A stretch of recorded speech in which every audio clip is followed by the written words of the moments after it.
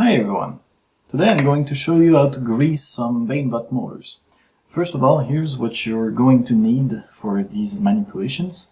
You're going to need obviously some grease. So we're using something that can be bought at Canadian Tires or so.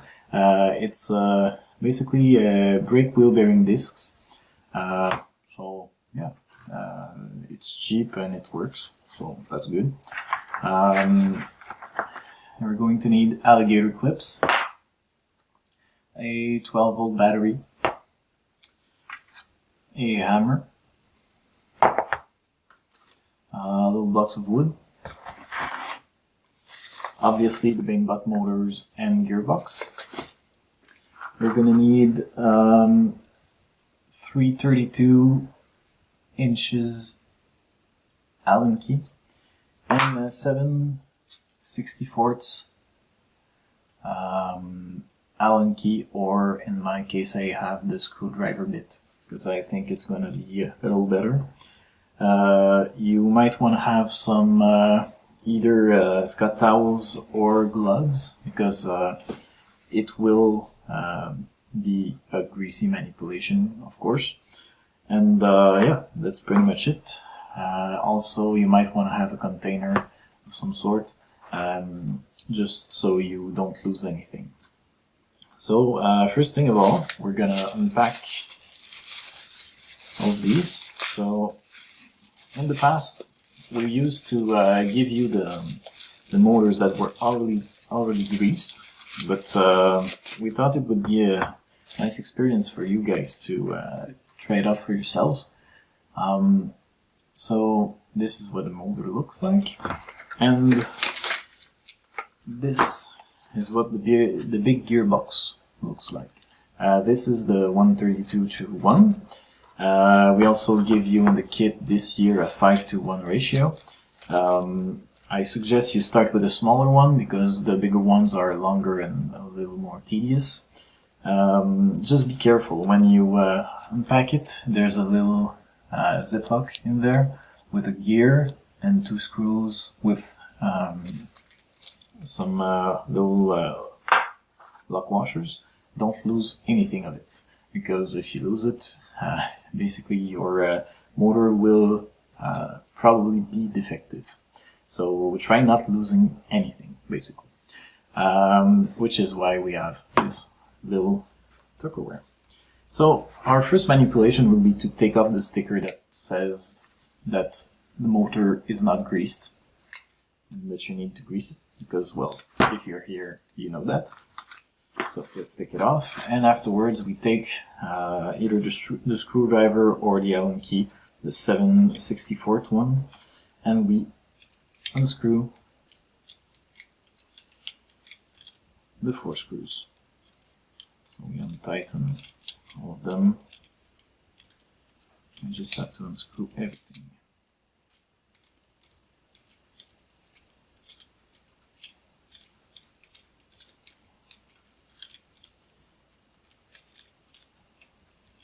And I did not mention, but you should also do this on some cardboard or something you don't mind having a little grease on, because, well, it's gonna get greasy.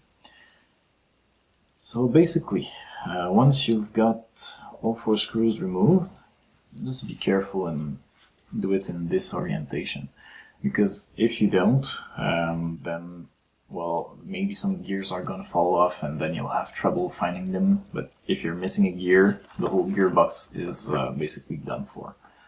So do not lose any of this. Absolutely don't. So let's take this off. This too. Okay, so the first thing was to remove this, so the plate here, and afterwards you just dump everything into the little bowl. So you're left with the ring and the shaft. You just pull them apart. You have a ring gear here, the shaft part here. Just put them on hold for a few minutes, and then we're going to focus on the motor. So the motor here, you can see, has two holes here, and the plate we just removed has two holes here. So this is what makes the link between the motor and the plate. Basically what you have to do is take the screws and the washers. Don't forget the lock washer, please. So you take the screws and the lock washers. And first of all, you take the lock washer, you put it on the screw. Here's one, here's two. So once you've put them, take the plate and align the holes with the holes here. Be careful, the plate has two sides, one that's not grooved and one that's more grooved. You take basically where the holes are the deepest and you put them on top. So here, and you align the holes with the holes from the motor. You take the smaller Allen key, actually you know it's the biggest Allen key, so the 332, and you just try to make it fit in the holes. Screw them a little bit, and then you're gonna try, and well, basically it rotates, it pulled off, basically it wasn't screwed, so you just need to try again. If it happens, it should happen, probably. So you align with the holes again, and then oh, I lost the lock washer, so I must put it back again. And come back to this. So I'm going to try to screw it in. It should work if I aligned it correctly. For the first screw, you can also use the second hole just to see if you're at the right spot. And afterwards, you just take the second screw. And it should fit right in, right into the good hole. Screw it in a little bit. Here I try to rotate it, but it doesn't, which is a good sign. And afterwards I just need to screw it all the way in.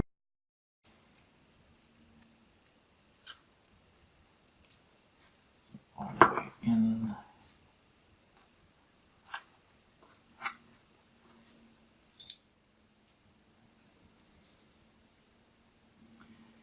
And once you're done with the long side, flip the Allen key around and give it a little quarter turn for luck. You don't want this to unscrew during a game, because your Banebot will pull apart and basically maybe all of this, the little gears inside will fall off. You don't want any of that, so make sure it's very well secured. So that was the first part. So now there's a plate on the motor, so we can mount the gearbox. But beforehand, before mounting the gearbox in the ziplock, there should be still a gear inside of it. We're going to mount the gear on the motor.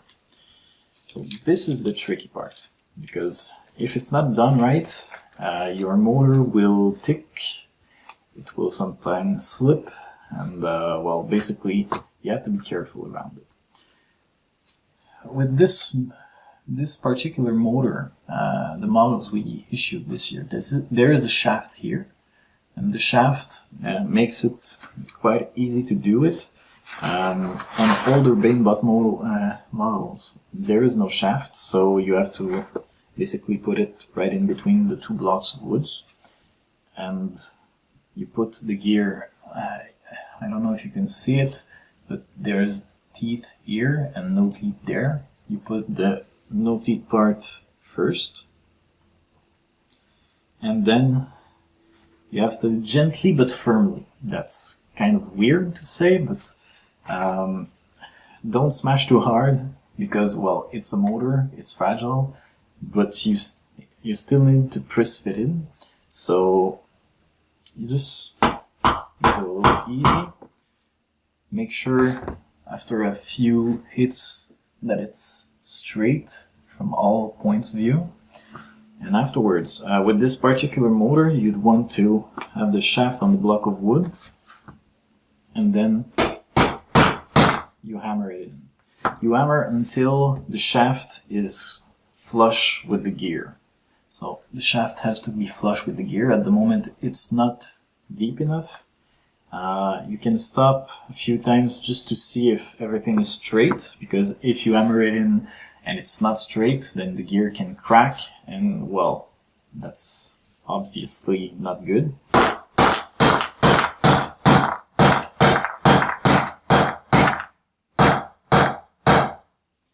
And there we go.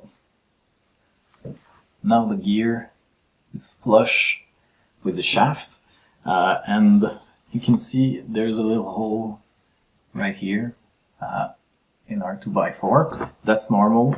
That's why we use wood, because, well, it's going to take damage and not the metal shaft.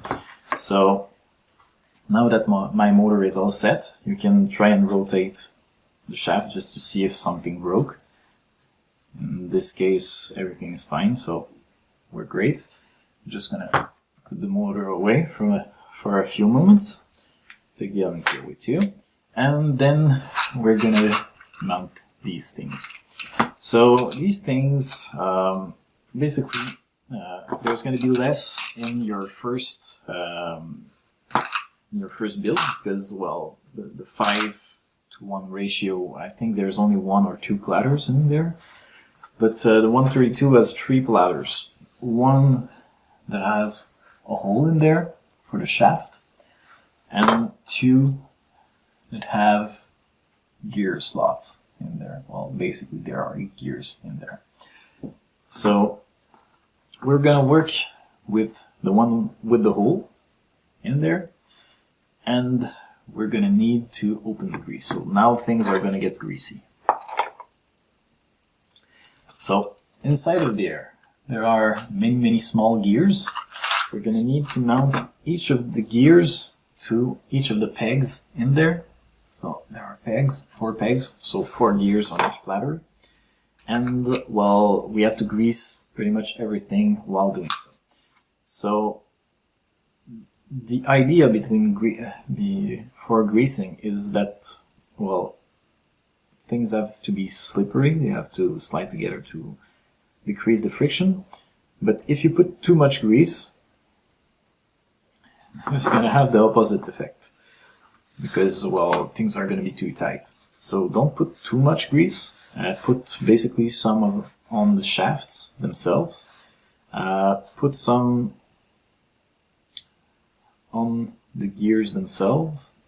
Maybe a little bit on top, a little bit on the bottom, and between a few teeth, like I just did. So there's a little smudge there. A tiny amount on the top and on the bottom, and basically you just put it on and it should be fine right there. So same thing, smudge on the teeth, top, bottom, and smudge on the teeth, top, bottom, there. Basically, you don't have to be thorough with this, because once you make it turn, well, the grease is going to spread out evenly. So that's why we just put some smudges, and we don't go all in for all the teeth and everything. So once you're done with this platter, you just need to basically grease the bottom of the other platter a little bit. Put some on the gear too. We'll flip it and align it so that it fits. Basically, to align it, you just have to rotate until it goes in. Take some more grease, put it on the bottom, and basically you just rinse and repeat. So grease the bottom of the shafts. Now we're greasing the gears. Not too much, but just enough. I know that's kind of a weird thing to do on a video, but you'll get it eventually. You just need some patience and, well, basically a Scott towel because things are going to get greasy, obviously.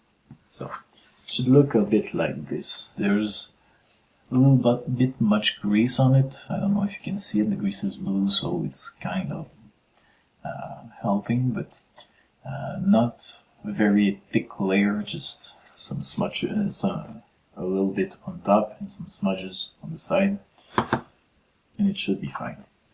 So same thing here, just a little bit on the bottom platter, a little bit on the teeth, like this. Rotate until it goes in. Put some in there. And afterwards, the 4 gears, smudge top, bottom, bottom, smudge, top,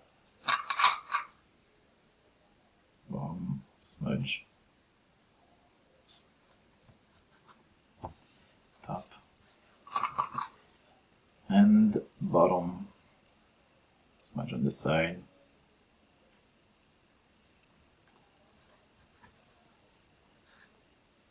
Top. And there we have. So this is the stack we're going to put in the gearbox. So once they are stacked, what you need to take is this guy. So the ring gear, you have to take it, and you have to grease the inside of it, because inside of this are kind of teeth grooves. It's hard to see on the camera, but well, basically you'll see it in real life, that's for sure. So you put some of it inside. Don't go crazy with the grease, but you have to put some inside of there, that's for sure. Once again, it will spread out evenly over time, so you don't have to worry about it being more concentrated on some walls, like you can see here, and on others that it won't work. Basically, with that lighting I can't really do much, but you can see it's not even inside, but that's not a worry. Afterwards, you have to take the ring that you just greased. You can see there are two sides. This side doesn't have holes, and the other side, it does. This is very, very important, because you don't want to do this too many times. Not because it's dangerous, but because it's kind of tedious. So you take the ring, the small holes to the bottom, and you just try to align it. Basically, you turn it until it goes in on the 4 gears. So it's kind of tedious at first, but once you get the hang of it, you get the hang of it, but it's kind of tedious at first. And well, you gently push it and you try to turn it until it goes in. So that's what I'm doing at the moment. There we go. So don't forget to still hold with a finger underneath, because, well, you're gonna lose all your gears if you don't. Take the washer, spread the grease evenly and put the washer on. That's on the top side, so where there are no holes. And then with your other finger, flip it around. Now the top side is the one with the holes, so we're having holes here, there. And there's the hole for the shaft.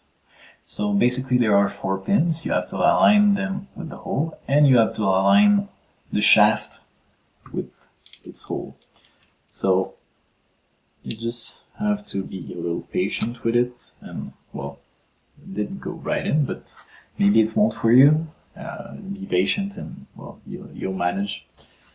And afterwards, well, you're basically almost done. I suggest you take a Scott towel and just clean it on the outside a little bit, because you don't want the motor to be too greasy when you use it. So clean out your hands while you're at it.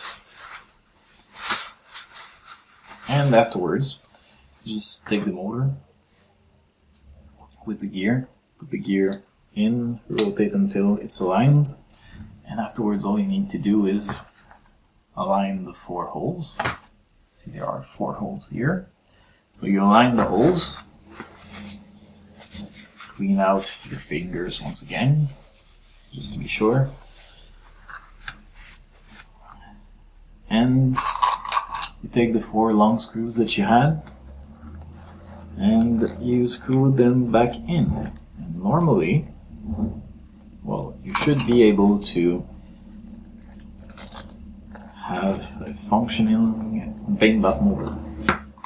I'm just going to put the 4 screws loosely in, and afterwards I'm going to tighten them in an X-shaped pattern.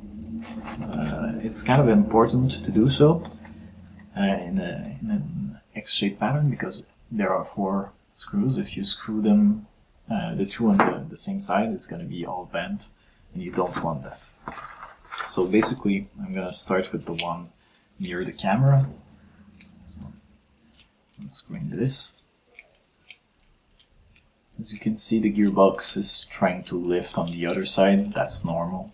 This is precisely why you want to tighten it on the diagonal. So the one furthest from the camera, I'm screw it in right now.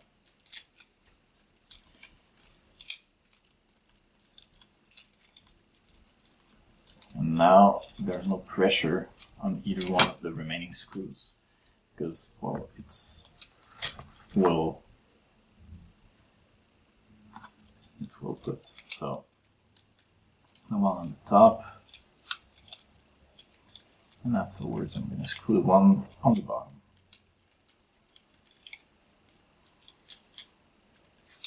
Here, and the one from the bottom.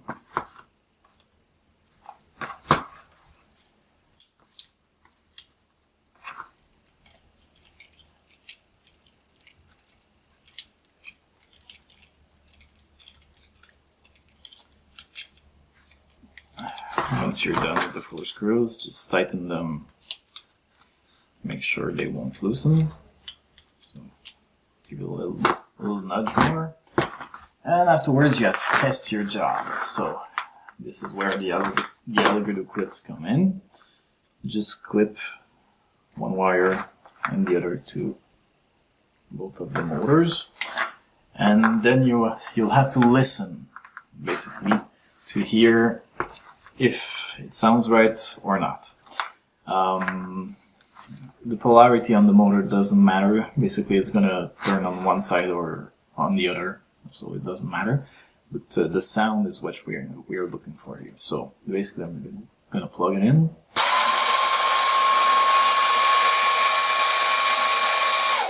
And here, there are no clanks. There is basically no unwanted noise. It's normal for it to have some, well, obvious noise because it's a working motor, but there are no clicking, banging or anything. So this is how you know that you have a successful motor, and the fact that it runs at a constant speed. So basically what you have to do is just basically make it run for about 30 seconds for the grease to spread out evenly, and afterwards you're going to be done.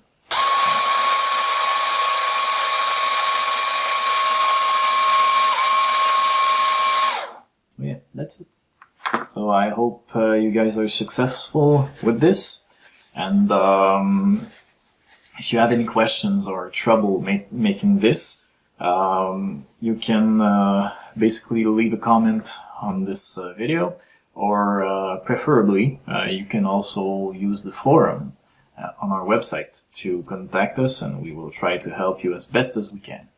So yeah, have a nice day, and we'll see you at the kickoff.